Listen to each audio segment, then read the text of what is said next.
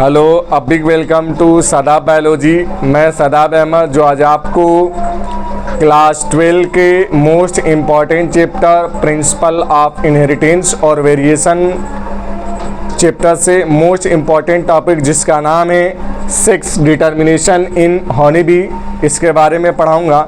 इसे दूसरे नाम से हैप्लोडिप्लॉइडी सेक्स डिटर्मिनेशन भी कहते हैं। ये इसलिए कहते हैं क्योंकि इनमें जो मेल होता है वो हैप्लॉइड कंडीशन में पाया जाता है और जो फीमेल होती है वो डिप्लॉइड कंडीशन में पाई जाती है। अगर बात की जाए हनी बी की, तो हनी बी की केस में क्रोमोसोम की संख्या 32 पाई जाती है, जिसमें अगर मियोसिस होता है उसके दौरान ये 16 और 16 में डिवाइड हो जाते हैं। अब क्या होता है कि इस 16 में माइटोसिस प्रोसेस होता है और आपको पता होगा कि माइटोसिस को दूसरे नामों से हम इक्वेशनल डिवीज़न के नाम से जानते हैं।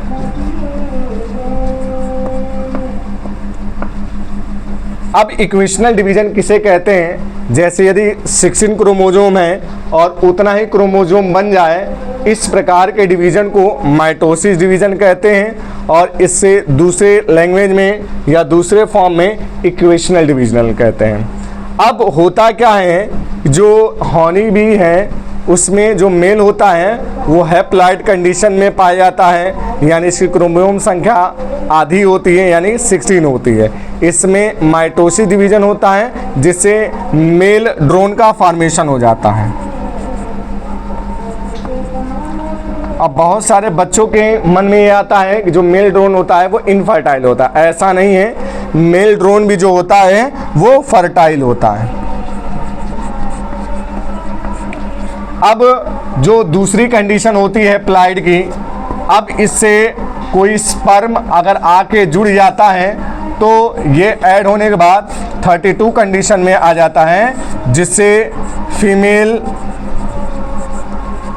हनी बी का फॉर्मेशन हो जाता है। और फीमेल हनी बी के फॉर्मेशन में आगे चल के ये दो कैटेगरी में कैटेगराइज हो जाते हैं, जिसे हम क्वीन और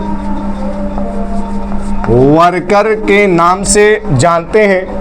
अब ये दोनों फीमेल में खासियत क्या और कैसे एक दूसरे से अलग हैं? जो क्वीन होती है वो फर्टाइल इन नेचर की होती है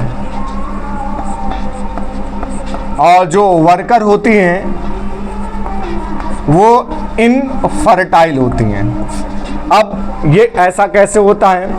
अब इनकी कॉलोनी में जो फीमेल वर्कर होती हैं, इन्हीं में से कोई एक वर्कर रॉयल जेली खा लेती है, जिसके वजह से उसके अंदर फर्टिलिटी आ जाती है, यानी गाइनोजेनिक हार्मोन का फॉर्मेशन होना शुरू हो जाता है। अब प्रश्न ये उठता है कि क्या अगर वो हनी बी डेथ कर गई तो उस कंडीशन में क्या होगा? उस कंडीशन में उस कॉलोनी में जो वर्कर बी होती हैं, इनमें से एक को सिलेक्ट कर लिया जाता है, उसे रॉयल जेली फीड करा दिया जाता है, जिससे क्या होता है उनमें गाइनोजेनिक हार्मोन डेवलप हो जाते हैं और वो भी फर्टाइल हो जाती हैं। हनी बी के केस में 3 कैटेगरी में ये पाए जाते हैं। एक होता है मेल ड्रोन, दूसरा होता है फीमेल के केस में क्वीन और तीसरी होती हैं वर्कर।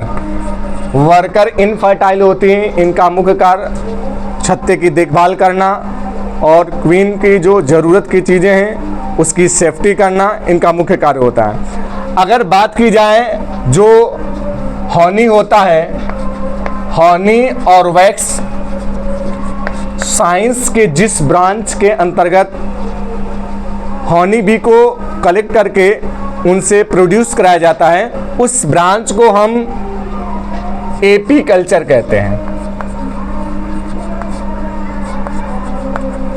अब एनसीईआरटी में एक सीधा सीधा लाइन लिखा हुआ है कि जो हॉनी भी होते हैं, इसमें जो मेल ड्रोन होते हैं इनके कोई फादर नहीं होते हैं, यानी मेल ड्रोन के कोई फादर नहीं होते हैं और ना ही इनके कोई सन होते हैं। इसका मतलब ये जो प्रोड्यूस होते हैं ये ग्रैंड फादर से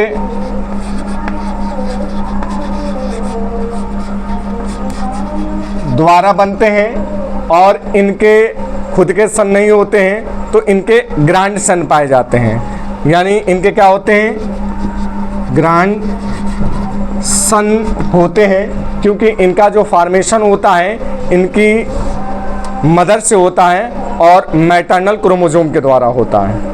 अब बात की जाए जो most important previous year question paper में लगभग 3 साल पहले बोर्ड के एग्ज़ाम में क्वेश्चन आया था कि write 3 species of honey B.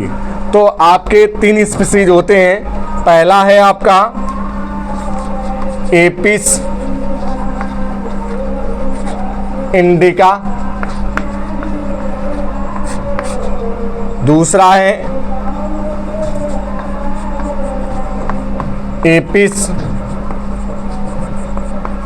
Mellifera